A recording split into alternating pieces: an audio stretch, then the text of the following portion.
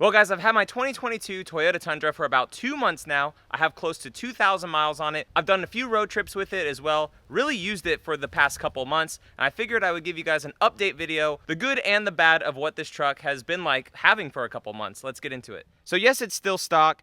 Part of that is due to just parts not really being available for it, and I know other individuals are buying these trucks and putting a ton of crap on it right away, but for YouTube's sake, I really wanted to just see how it was stock for a while. So now that we're close to 2,000 miles or so, we're at like 1,850, I think. So I really wanted to feel how this truck was stock, because not everyone is going to buy this truck right away, throw 35-inch tires on it and a lift kit and call it a day. A majority of the people that do follow my channel will, but for those of you that just want a truck, I wanted to get a good feeling of how it was stock. We also haven't put the color match on yet. I do have the vinyl for that, but I just wanted, like I said, it to be completely stock for a while. The only mods that we have done is we've put window tint on it. This is like 32-ish%. I wish I went just a little bit darker in the front, but it does work pretty good.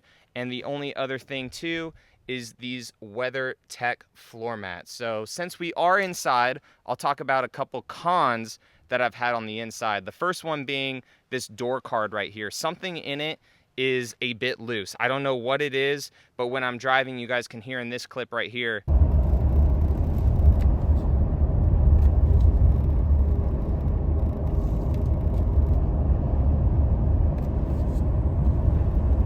something just, it rattles, and when I put my hand on it, it stops. So eventually when I take this door card off for like aftermarket speakers or something, I'll address that or take it to the dealership. The seats have been pretty comfortable, but they are a little bit cheap. When you pull up on the sides, you can feel like the rails and stuff underneath of it, but I mean, other than just feeling cheap underneath the seat like that, you can just see it immediately. They are actually really comfortable. And then a big gripe too, and again, if you are a Tundra owner, please let me know down in the comments if you have this issue. This center console is a complete piece of crud. It is so bad, guys, and it's gotten worse. In my very first video, I talked about how much this console rattles. Mine it's so bad now. Take a listen. That's just a little bit of pressure. So anytime I get in the vehicle and put my arm on it, the whole thing just, I mean, this is barely moving it.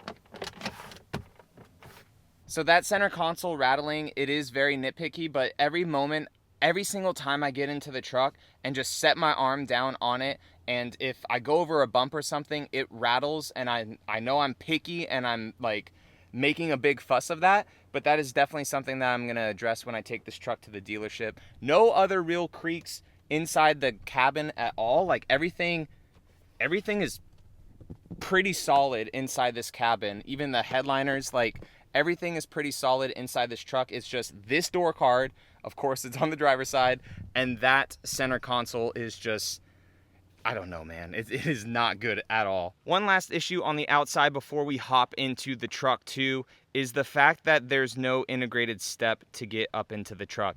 Don't get me wrong, it looks good that it flows with the vehicle, nice body lines and everything with the truck, but when I had tires and stuff in the back of it, how the heck are you supposed to get into the back of your truck without lifting your leg all the way onto a tailgate and trying to get into the vehicle? Now, yes, Toyota does sell this as extra, another little step for you, but there's no way to get into the bed of the truck. And when we do lift this truck up with the Westcott Designs lift and 35-inch tires, it's just gonna get even worse. But yeah, I don't know why Toyota failed on that one. And even if you do pay for the step to step up into the bed, there's no proper integrated handle right here at all. So that's definitely a big fail on their part to not integrate something properly to get into the bed of a truck. I mean, you access the bed so much as a truck owner, and for no ease of access to get into it is definitely a miss. So getting in to drive the truck every time, it's a pleasure. I enjoy driving this truck more than my 4Runner, more than the Tacoma. It's a big full-size truck, so it's very convenient and just nice and spacious and roomy inside, but it's also very comfortable. Very, very comfortable to drive. That multi-link rear suspension, everything with it is just very comfortable to drive. This V6, I like this V6 a lot. I know it's not the V8 that people know and love the original iForce motor, but this V6 is very, very peppy, very responsive for being a turbocharged motor, and I think that it gets up and goes really well compared to the outgoing V8. The outgoing V8, yeah, you miss that roar, that scream of that old iForce motor, but this one, my car does, or my truck doesn't have the JBL sound system, so I don't have that artificial sound that the truck has coming through it. But I'm okay with that because this V6, it does sound a bit throaty.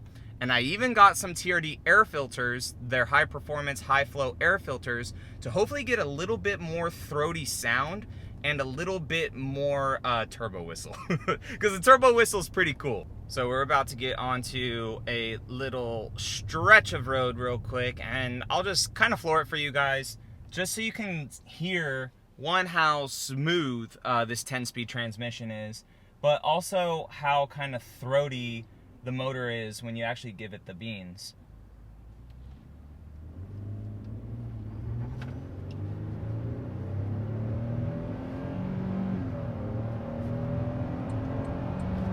It's already 70 miles an hour right there, man.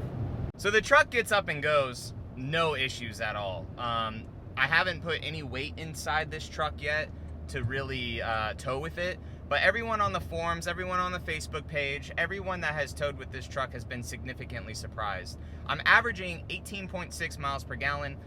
Don't remember when the last time I reset that was actually, but with the life of this truck, I've been anywhere from 18 to 21 miles per gallon since I've had it. I know when I put bigger tires on it, that may go down a little bit, but some dudes that I've been talking to that have thrown 35s on the truck, they notice zero difference at all with this thing. So the motor is definitely stout, it's definitely there, and if you need more power, they have the iForce. So this is still just the normal iForce motor, and then you have the iForce Max. If you really want that low-end torque, all that power in the truck, you would get the hybrid one. But inside this cab, driving, it's comfortable, guys. Like I've already mentioned, very nimble of a truck. The electronic steering is very good. Hardly any wind noise. When I did complain about that back rear seal, that window seal or something like that on the back window, I hardly hear that whistle anymore. So I don't know if that was just it being new and things kind of needed to fall into place, or the window needed to go up and down several times. Not really sure, but that whistle on the passenger window is really not a thing anymore. No bad noise on my driver's side with wind. The mirrors don't shake. I mean, everything in this truck, aside from this freaking center console and my door, is pretty good. So guys, to recap, in the last 2 months with this truck, it's been an absolute pleasure to have. It's been a pleasure to drive. My wife enjoys driving it too. Like, this truck has been really, really good. And I thoroughly wanted to get a proper review of just, I guess, how the truck was stock, and not like just immediately throwing stuff on it right away. I just really wanted to get a good idea of how it was stock. So yes, that's an excuse as to not throwing crap on it right away, but I really wanted to get a good idea of how this truck was stock, and I can highly recommend the Tundra. Yes, it has turbo wastegate issues. Toyota's rectifying that. Yes, it has quality control issues. Those are getting rectified too. It's a brand new platform, and like they're really trying to push them out. I think they are a little bit at fault trying to push them so fast with the limited production of people and quality and materials that they have. So like they're still trying to push this brand new truck, and a majority of them, like mine, are great. The center console, whatever. Like, I'll get a new center console eventually, or maybe I'll just have to tear this one apart and tighten it up. But like, those are little tiny nitpicky things when the overall truck is still really good. So that's just my quality issues. Other people have had other things, but again, in the last 2 months that I've had it, the greatness of this truck and what I've really enjoyed with this truck has far exceeded the tiny little nitpicky things. So guys, if you're new around here, modifications are coming to this truck, to the Tacoma, to everything else that we have, the 4Runner 2 on this channel. Returning subscribers, as always, appreciate your guys' support, and I will catch you in the next video. All right, see you later.